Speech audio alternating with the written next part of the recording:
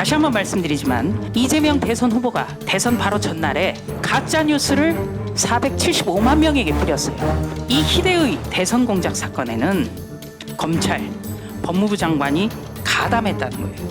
가짜 뉴스에 대해서 전혀 손을 쓰지 않았어요. 법무부 장관이 여러 차례 윤석열 부산저축은행 부실 수사 의혹은 해명돼야 할 중요한 쟁점이라면서 윤석열 부실 수사를 기정사실화합니다. 이런 분이 검찰을 감독하는 법무부 장관이었다는 겁니다. 자, 본질이 시작하겠습니다. PPT 한번 봐주시겠습니까? 지난 3구 대통령 선거를 앞두고 유력 후보에 대한 가짜 뉴스를 통해서 대선 결과를 좌우하려고 했던 사건들이 잇따라서 확인되고 있습니다. 민주주의의 근간을 흔들 중대 범죄라고 생각합니다. 총장님 동의하시죠? 예, 지금 수사 중인 사건입니다. 네, 중대 범죄라는 건 동의하시잖아요. 민주주의에 꽂힌 선거를 외방했으니까. 예, 범죄 혐의가 입증된다면 매우 중대한 혐의라고 생각을 합니다. 네, 가짜 뉴스를 통한 대선 공작 사건이 현재까지 확인된 것은 두 건입니다. 첫 번째는 2011년 대검 중수부가 부산저축은행을 수사할 당시에 윤석열 주임검사가 수사를 받으러 온 대출 브로커 조우영에게 커피를 타주면서 봐주기 수사를 했다는 이른바 윤석열 커피 사건입니다. 둘째는 대선 8일 전 인터넷 매체 보도를 통한 공작 시도입니다. 윤석열 검사의 상관이던 최재겸 대검 중수부장이 윤석열 검사가 봐줬다는 식의 말을 했다는 가짜 뉴스를 마치 특종인 것처럼 보도했는데 실상 보도 속의 최재경 중수부장은 더불어민주당 김병욱 의원의 보좌관으로 확인이 됐습니다. 특히 김병욱 의원은 후보에게 보고해서 한번 만들어 볼게요 라고 말했다는 내용입니다. 두 사건 모두 동일한 패턴이 보여집니다. 맨 처음에 가짜 뉴스 생성입니다. 가짜 뉴스가 생산이 되면 두 번째 단계에서는 곧바로 더불어민주당과 이재명 대선 후보가 직접 뛰어들어서 확산시킵니다. 셋째는 결과적으로 모든 언론이 이것을 다루게 한다는 것입니다. 이 패턴이 계속 반복이 됐어요. 아직까지 확인된 공작 사건은 두 건인데 동일한 패턴입니다.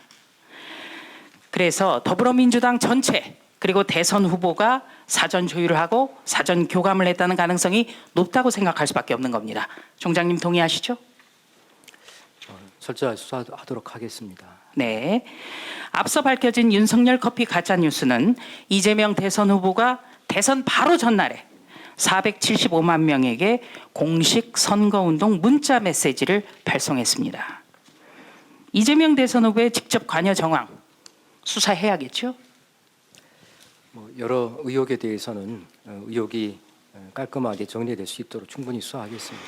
다시 한번 말씀드리지만 이재명 대선 후보가 대선 바로 전날에 무려 475만 명에게 공식 선거운동 문자 메시지로 발송을 했다는 겁니다.